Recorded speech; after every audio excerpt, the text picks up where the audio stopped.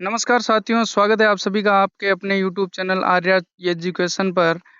आज हम बात करने वाले हैं रीडिंग प्रमोशन कैंपेन जो राजस्थान सरकार ने अभी नया प्रोग्राम लॉन्च किया है, उसका कैसे रजिस्टर संधारण करना है, कैसे बच्चों छात्रों का समूहीकरण करना है, कैसे उनको जो पढ़ाना है, क्या इसके उद्देश्य रहने वाले हैं, इन सभी के बारे में आज अपन बात करेंगे। तो अगर आप नए हो मेरे चैनल पर तो आप इसे सब्सक्राइब करें और बेल आइकन को ज़रूर दबाएँ। तो चलो चलते हैं, बात करते हैं कि कैसे इसका रजिस्टर संधारण करेंगे अपन। तो सबसे पहले ये एमएसआरए जो कार्यक्रम था उसी पर आधारित हैं। इसमें मुख्यमंत्री शिक्षक राजस्थान अपन सबसे ऊपर लिख देंगे एमएसआरए कार्यक्रम। फिर जैसे प्रखर राजस्थान 1.0 और 2.0 पहले हो चुका है, तो अपन उसी की तर्ज पर प्रखर राजस्थान 3.0 इसमें लिख देंगे और पढ़ो राजस्थान। फिर उसके बाद में रीडिंग प्रमोशन कैंपेन, और ये कब से शुरू हो रहा हुआ था, 29 जुलाई 2026 से, और कब तक रहेगा, 16 जनवरी 2027 तक। तो ये यहाँ तक अपन इसमें मेंशन कर देंगे। इसके बाद में सत्र कौन सा है, 2026-27 ये यहाँ लिखेंगे।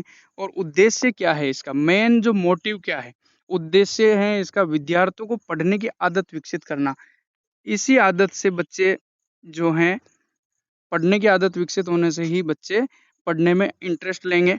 इसके बाद में विद्यालय में रीडिंग प्रमोशन कार्यक्रम 2026-27 इसको अपन कह सकते हैं, तो इसको भी यहाँ अपन अपन को लिखना है। और प्रति कार्य दिवस क्या है, मतलब प्रतिदिन अपन मतलब इसको कब इस कार्यक्रम को करेंगे, तो 7वां कालांश जो प्रतिदिन है उसमें हम छात्रों को 30 मिनट के लिए ये जो रीडिंग प्रमोशन कार्यक्रम है उसके तहत 30 मिनट के लिए उनको पढ़ने की आदत विकसित करने पर बात करेंगे। तो इसमें यहाँ पर ये भी मेंशन करना है।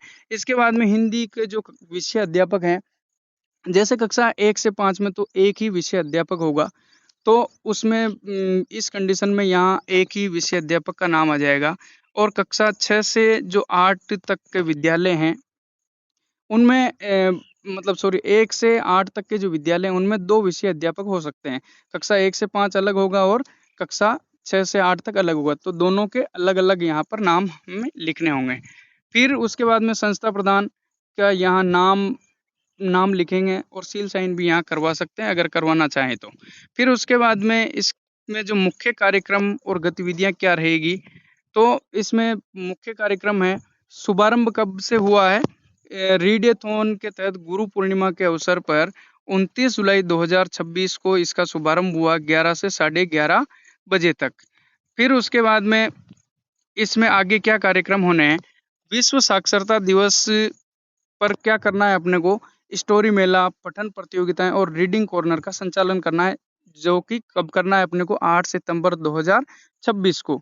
उसके बाद में मेगा पीटीएम आयोजित करनी है और पठन प्रतियोगिताएं एवं कार्यों का जो प्रदर्शन है उनके अभिभावकों के सामने हमें कब प्रदर्शित करना है, 21 नवंबर 2026 को। समापन समारोह के दिन भी हमें मेगा पीटीएम और निपुण मेले का आयोजन करना है और कौशल का प्रदर्शन बच्चों का इन उनके पेरेंट्स के सामने करना है। तो वो कब करना है अपन को, 16 जनवरी 2027 को, जो कि इसका अंतिम दिन होगा। तो इस प्रकार हम अपने को ये सब चीज़ें इसमें मेंशन करनी है। फिर उसके बाद में विद्यालयों का समूहीकरण कैसे करेंगे अपन, जैसे समूह 1 में अक्षरों मात्राओं को पहचानने में जो अगर कठिनाई हो रही है तो उसको समूह 1 में रखेंगे। समूह 2 में किसको रखेंगे, शब्द पढ़ने में कठिनाई हो रही है उसको, अक्षर और मात्राओं को तो पहचान रहे हैं लेकिन शब्दों को पढ़ने में अगर कठिनाई हो रही है तो उनको रखेंगे अपन समूह 2 में। और शब्द भी पढ़ रहे हैं लेकिन वाक्य वाक्य पढ़ना और सरल पाठों में अटक-अटक कर पढ़ रहे हैं, वाक्य भी वो अटक-अटक कर पढ़ रहे हैं, तो उसमें अपन उसको किस में कर देंगे, समूह 3 में। फिर उसके बाद में सरल पाठों को धारा प्रभाव से अगर कोई पढ़ रहा है तो वो समूह 4 में आ जाएगा। फिर उसके बाद में समूहीकरण में क्या करना है कि ऐसे एक फॉर्मेट बनाना है अपने को, उसमें कक्षा आ जाएगी समूह 1 वाले को अक्षर या मात्रा, फिर उसके बाद में समूह 2 शब्द पठन, फिर उसके बाद में समूह 3 सरल पाठ जो हैं उनमें वो अटक-अटक कर पढ़ते हैं, उसके बाद में समूह 4 में है धारा प्रवाह पठन।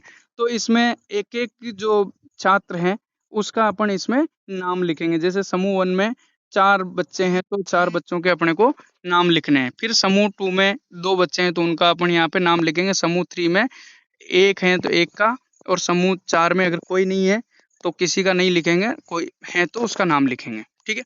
और सभी कक्षावार यहाँ पे लिखना है।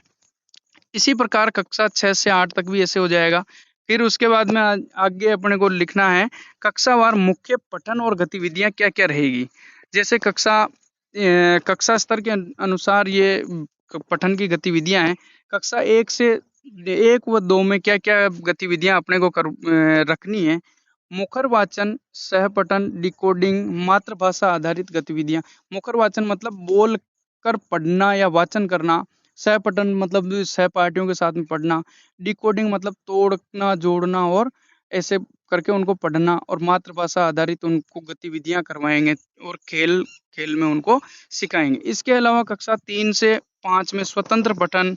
स्वतंत्र मतलब उनको पढ़ने के लिए बोल देंगे, वो पढ़ेंगे। कहानी सुनाना या निर्माण करना, खुद कहानी बनाएंगे और सुनाएंगे।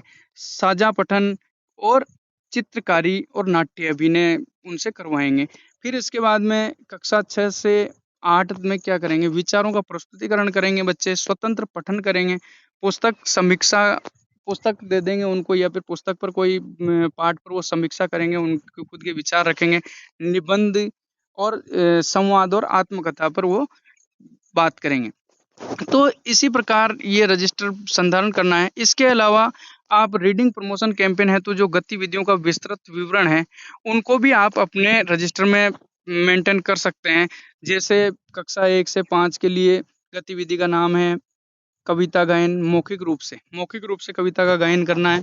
फिर उसके उद्देश्य क्या है, बच्चों में जो भाषा कौशल का विकास करना, कल्पना शक्ति एवं रचनात्मकता का विकास करना, अभिव्यक्ति कौशल का विकास करना और बच्चों में साहित्य एवं कविता के प्रति रुचि उत्पन्न करना। ये इसके उद्देश्य हैं। इसी के साथ में विवरण इसका क्या रहेगा, विवरण है मौखिक कविता गायन से कविता सुनाना, शिक्षकों द्वारा कविता को हाव भाव के साथ सुनाना, प्रत्येक बच्चे को उसी कविता को सुनाने का अवसर देना। मतलब एक बार अध्यापक उस कविता को सुनाएगा, उसके बाद में उसी कविता को एक-एक करके बच्चों से सुनेगा। कविता पर शिक्षक कविता सुनाने के बाद बच्चों के साथ खुले और बंद प्रश्नों के माध्यम से चर्चा करेगा। ठीक है? ये और ये जो कविता है उसका प्रदर्शन, कविता सुनाएँगे कैसे, कविता का चार्ट अपन काम में ले सकते हैं, पोस्टर और किताब ये सब अपन काम में ले सकते हैं। इसी के साथ में कहानी सुनाना, ये भी ऐसे ही सेम ऐसे ही होगा। चार्ट पोस्टर से कविता या कहानी का पठन करवाना। फिर उसके बाद में किताब से चित्र दिखाते हुए कहानी सुनाना। रीड अलाउड मतलब ज़ोर से पढ़ना। जैसे 1 से 5 तक हैं ये। तो इसमें क्या होगा, किताब से चित्र दिखाते हुए कहानी सुनाएँगे। फिर उसके बाद में किताब से चित्र दिखाते हुए कहानी सुनाने में क्या बच्चे क्या करेंगे, बच्चों में सुनने एवं समझने की क्षमता विकसित करने का ये इसका उद्देश्य रहेगा। चित्रों के माध्यम से कल्पना शक्ति और रचनात्मकता बढ़ाना, शब्दावलियों का विकास करना, बच्चों में कहानी या पुस्तकों के प्रति रुचि उत्पन्न करना, इसका उद्देश्य रहेगा। इसके अलावा इसमें पुस्तक का नाम, ये जो मतलब पुस्तक बच्चों की आयु एवं स्तर के अनुसार चित्र युक्त सरल एवं रोचक कहानी की पुस्तक चुनना और उसको 2-3 बार शिक्षक पढ़ ले, मतलब शिक्षक पहले से तैयारी से जाए और उनसे बच्चों के सामने प्रस्तुत करे।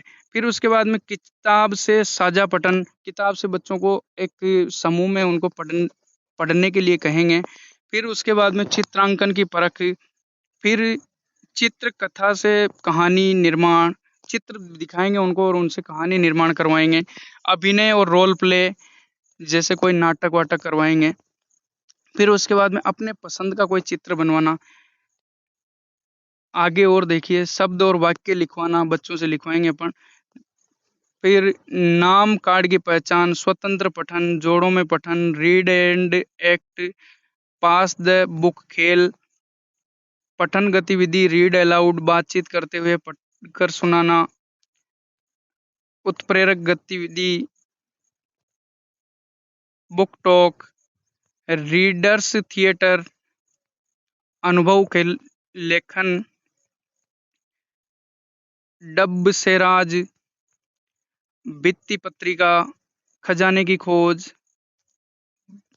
बाल साहित्य की पुस्तकों पर वार्ता करना, लेखन गतिविधि पुस्तकालय में कविता पर कार्य, लेखन गतिविधि किताब के लेखक मुख्य पात्र को पत्र किताब का सार या किताब पर प्रतिक्रिया देना। इस इन सब चीजों को अपन अपने रजिस्टर में मेंशन कर सकते हैं। अगर फिर भी कोई समस्या हो तो आप मुझे कमेंट कर कर बता सकते हैं।